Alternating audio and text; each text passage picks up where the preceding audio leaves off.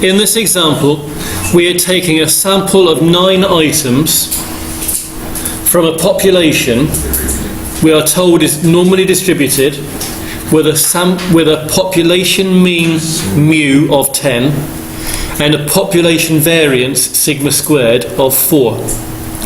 We've got to find the probability that the sample mean x bar is greater than 11.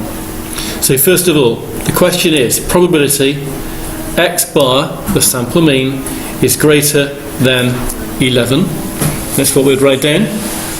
And what do we know about x bar? Well, we know that x bar is normally distributed. What did it say in the central limit theorem?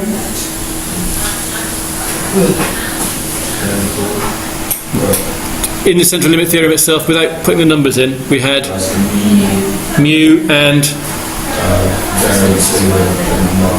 sigma squared over n. Okay? So I'm going to write that down. So in this question then, x bar will be normal. Mu was 10 for the population. The sigma squared was 4. And I have a sample size of 9. So my x bars, my sample means, will be normally distributed. They will have a mean of 10 and they will have a variance of 4/9. And it might be more useful to write that down. Well, what's the square root of 4/9? Yeah, so it might be more useful to write that as 2/3 square, because it's actually sigma we use in our calculation later on. Is it the whole thing that's squared? Not just Here it's the whole thing, the 2/3 is squared. Okay. Oh, okay. So, we've used the central limit theorem, and we have this question up here then, the probability that x bar is greater than 11. What do you think you do next? Corey? Yeah, we don't like greater than, just like normal. So we will just turn it into a less than.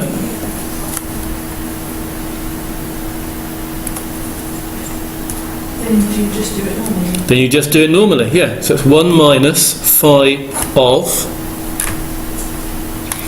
x is 11, mu is 10. The standard deviation you are using for x bar is 2/3. Because this is a probability concerning x bar, so we're using x bar's mean and x bar's standard deviation here.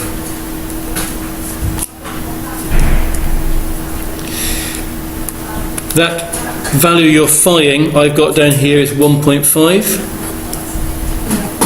So can you just check in your table so you can phi 1.5 and then do a taking away and get a final answer. And then we'll explain what we've actually done and what that means.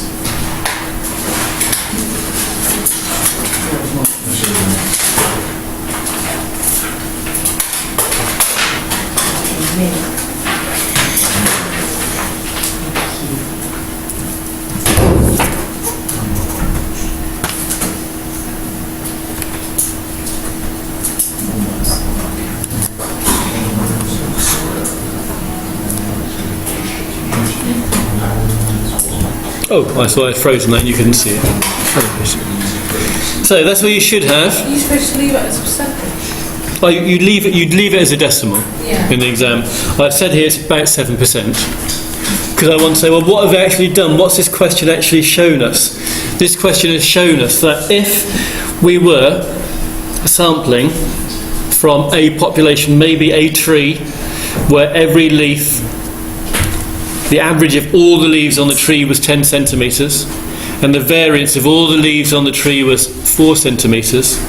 What's the probability if we pulled 9 leaves off at random that the average of those 9 leaves would be more than 11 centimetres? We have worked that out to be about 7%. So you'd have to do it like 10 times to get that mean. Well, You might not have to get this. yeah. Yeah, but no expectations. 7 times out of 100. I'll just stop it there for a minute.